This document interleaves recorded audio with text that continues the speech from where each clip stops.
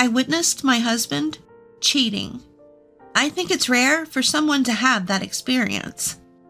Most people would probably confront their husband after finding proof of their infidelity on their phone.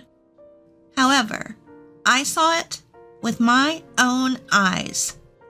And it happened in a place and at a time when I never imagined that so many people would witness it. Well, I have always felt suspicious about their relationship, but I never expected to witness my husband cheating in such a public place. My name is Christina. I'm a stay-at-home mom with a 6-year-old son. The day I witnessed my husband cheating, he had the day off from work, and we had planned to go out as a family. But when I woke up, my husband was already gone. I received a message from him saying, "I'm going to take care of my sister, who has a fever of 102.2 degrees Fahrenheit. It seems like no one is home today, so I'll be back in the evening." A message saying that came in. I let out a big sigh. I had told my son that we were going to an amusement park today, and he had been looking forward to it since the day before. I had heard that my husband had been put in charge of a big project recently, and he hadn't had a break in the last 6 months. So this was supposed to be a rare chance for our family to spend time together. But he went to take care of his sister instead. She's supposed to have a fiancé, so he could have left her to take care of herself. Besides, my husband has a sister complex. The reason he started dating me, it was because he said I looked like his sister and was wonderful. I remember feeling uneasy about that. I had met his sister a long time ago, and she was a very beautiful and kind person. So I guess looking like her is the highest praise my husband could give me. But I couldn't help feel creeped out by it. My husband used to say, "I want a boy and a girl." And he frequently initiated sex. But since our son was born, the frequency has decreased noticeably. Now, it's non-existent. We're still young, and my husband used to be a person who enjoyed sex. So I suspect he might be doing it with someone else instead of me. Well, I could forgive him for betraying me. It's annoying, isn't it? But the problem is that he disappears, even on days when he has off from work, like today. It wouldn't hurt to play with our child occasionally, even on a day off. Our child is daddy's boy, and he starts crying when he realizes his dad isn't around. My husband is too indifferent toward our child. He doesn't even prepare birthday presents, and he doesn't even attend school events, no matter how much free time he has. Sometimes he comes home early, but he immediately locks himself in his room and plays games nonstop. He hardly sees my son's face anymore. At this rate, my son, who used to be a daddy's boy, will start to see his father as a stranger. Oh, and my husband said he was busy with a big project. That was a lie. Because he was rarely home, I asked a former classmate who works at the same company as my husband, "Is my husband really that busy?" I've heard that before. "No way. If anything, your husband is known as a window-side employee who doesn't have much work and always looks bored. He goes home on time every day." They told me this while laughing. I thought, I knew it. That's exactly what I thought. After all, he was supposedly in charge of a big project, but his salary was still around $1,500, and he didn't look tired from working overtime. In fact, he looked rather well rested. This also made me suspect he was cheating. Carrying a ton of dissatisfaction, I finished preparing breakfast. I checked the time and tilted my head. Strange. Normally, even if I don't wake him up, my son would be up by 7 a.m. But it was already past that time. If we didn't hurry, he'd miss the nursery school bus, so I rushed to wake him up. In his room, he was still asleep. So I tried to wake him up by saying, "It's morning, wake up!"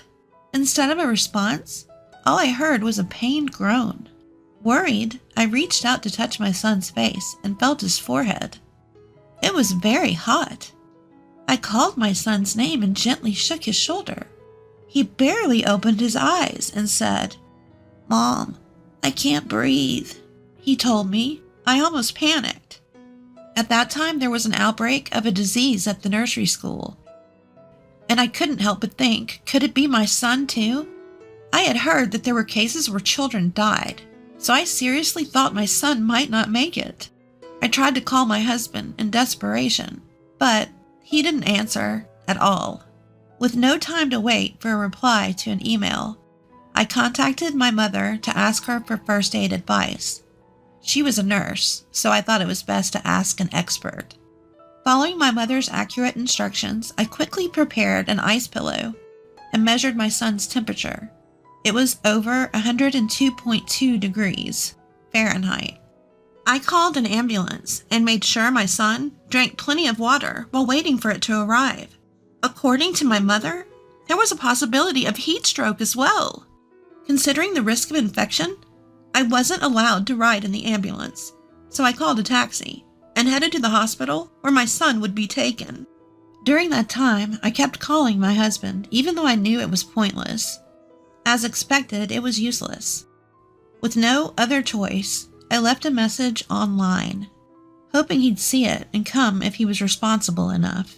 Upon arriving at the hospital, I waited in the hallway outside the emergency treatment room, praying for my son's treatment to be over.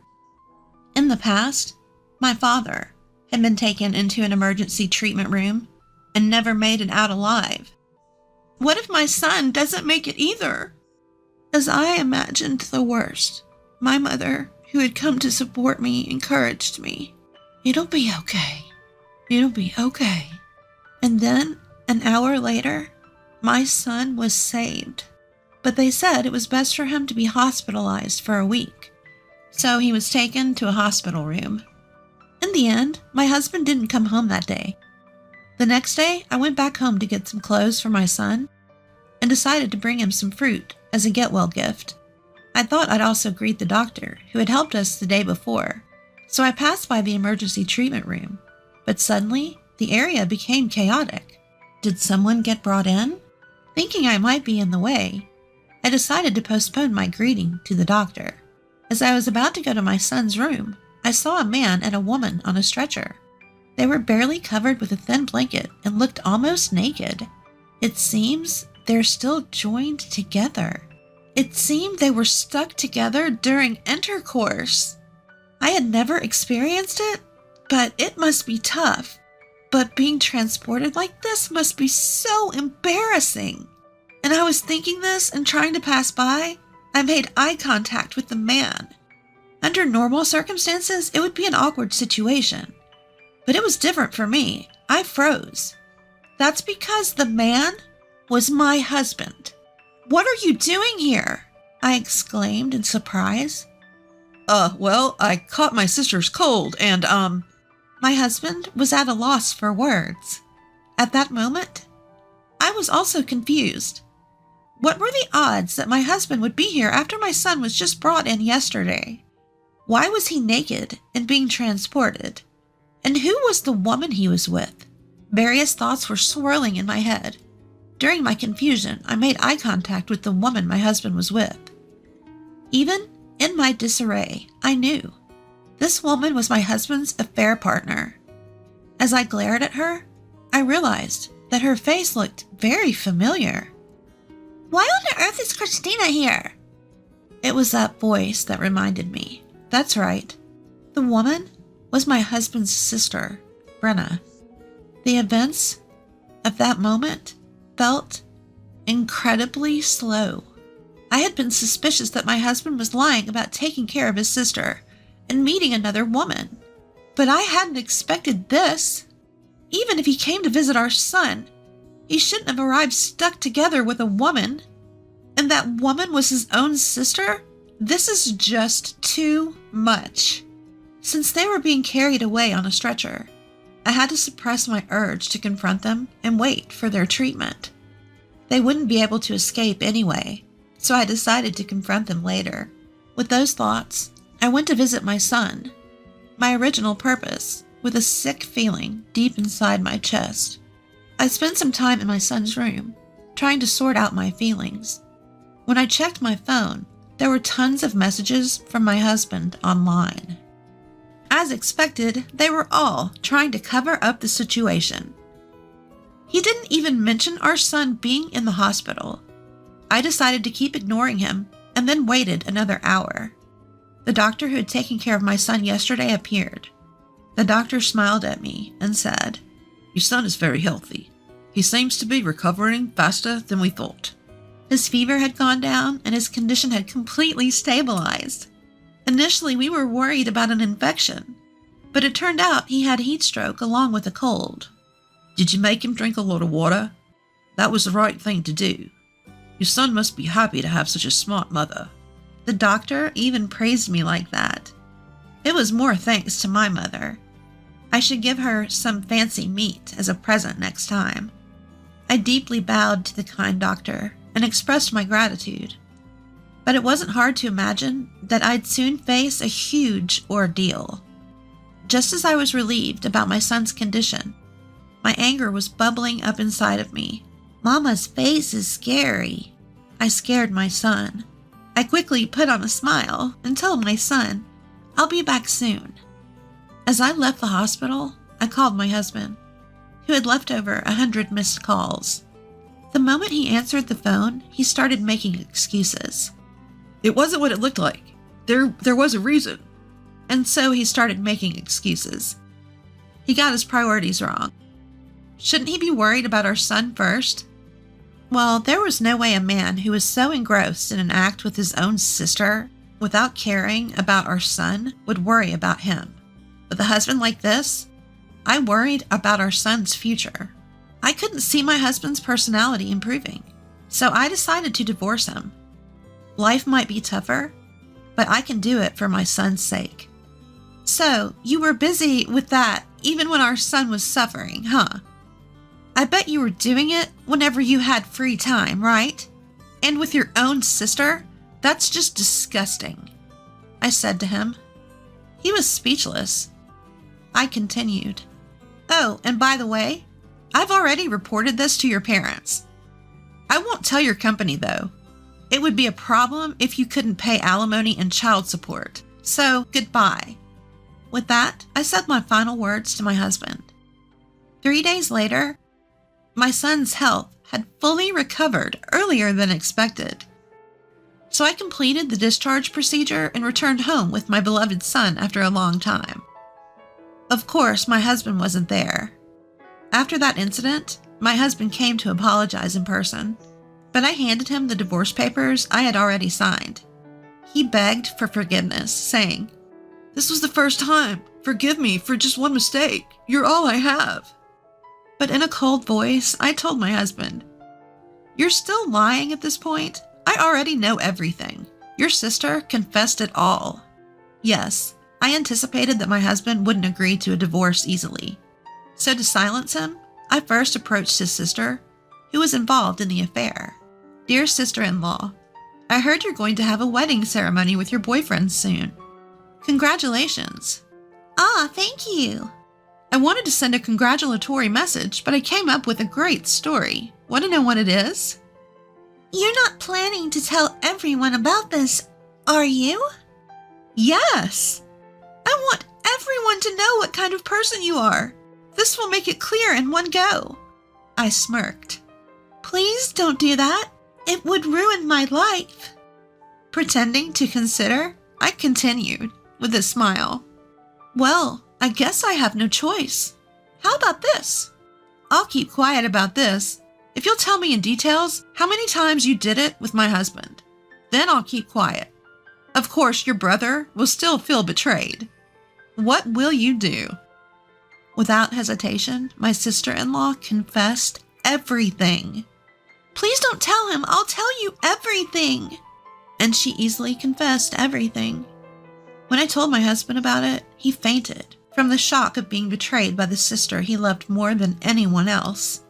After waking up, he signed the divorce papers and left the house with a heavy heart. From there, I went through a lawyer to demand a divorce, custody of our son, alimony, and child support from my husband. He initially haggled over the amount, but when I whispered in his ear, "Do you want me to spill the beans to your company?" he replied, "All right, I'll pay the amount you requested." He left the lawyer's office. After that, for some reason, his company found out about the incident, and he was called in and severely reprimanded. A month later, my husband got fired from his job and now works at a food factory, putting strawberries on cakes to pay for alimony and child support. For some reason, people at the factory knew what he did, and he's always the subject of rumors among young girls, making him feel uncomfortable. As for my husband's sister, despite me not revealing the truth, the whole incident came to light, and her engagement was called off. Apparently, her boyfriend, who suspected her of cheating just like me, had hired a private investigator to check on her. She was demanded a large amount of money as compensation for this broken engagement, and now she works at a nightclub. The other day, her ex-boyfriend gave me a photo of them in the act, saying, "Use it if you need to."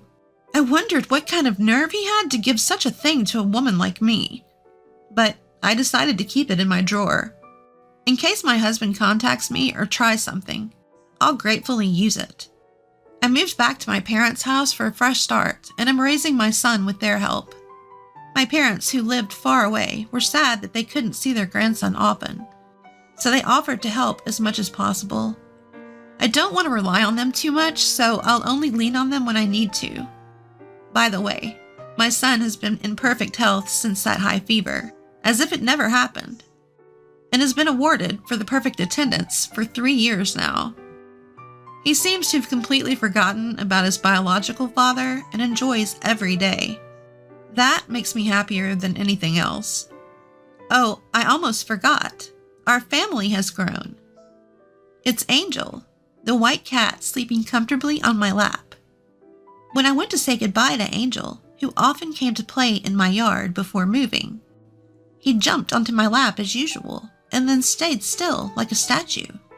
I was sad to part with Angel, so I brought him with me to my parents' house. Now he's close with my parents, and he's just as important to me as my son. From now on, I want to watch my son grow up warmly, with my parents and Angel. That's what I think about as I sit here in the rocking chair on the porch, stroking Angel.